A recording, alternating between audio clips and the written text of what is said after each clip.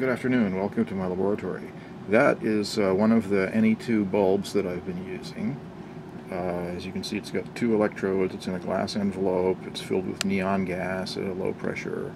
And there I've got about 110K ohms of resistance, and I have it clipped across a line cord with alligator clip leads that lead to my little voltmeter there, which is on the AC voltage setting. And what I want to do is just find out just exactly at what voltage this neon light will turn on. Usually they're around 90 volts for this type of light, and the resistance is there just because when the neon turns on, it actually becomes almost zero resistance. So if you don't have a current limiting resistor in there, suddenly the neon is like a short circuit, and of course if it's hooked up to the line current, it'll blow out. So I've got the voltmeter hooked up across there, and then the supply cord goes to down there to my variac.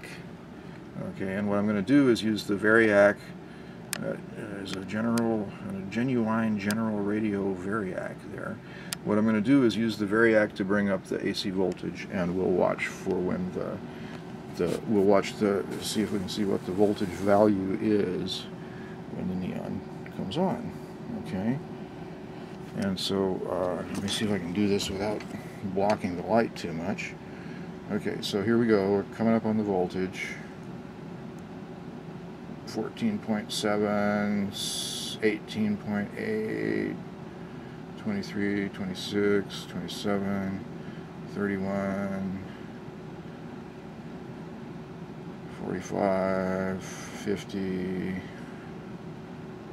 61, 63. Sorry about the light. If I try to get closer, it looks like I blocked the light from the overhead light, unfortunately.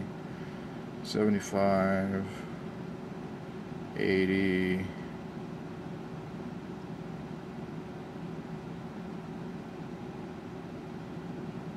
bing, there it went. Right, let me turn it back down again. Ding.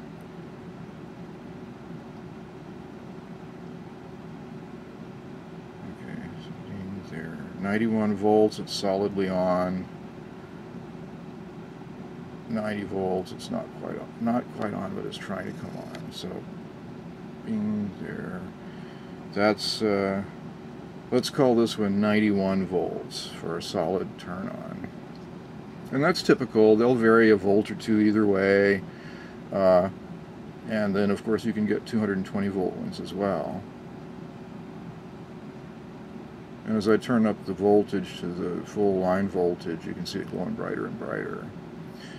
But it's not fully on because I'm limiting the current with that resistor there. If it were fully on, the electrodes would be glowing all the way down to the bottoms. But you can see that both electrodes are glowing up there near the top, and that indicates that we are feeding it with AC. Only the negatively charged electrode of a neon glows. You see them both glowing because they're swapping polarity at 60 Hertz.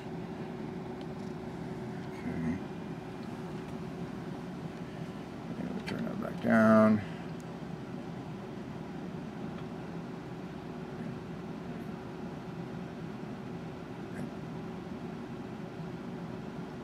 Yeah, so right around 91 volts, maybe a hair over, is where this one turns on. And like I said, that's typical. I've got a bunch of them. And what I'm going to do now is set up to put one of these in my Joule thief and show you the scope traces from it. Keep watching.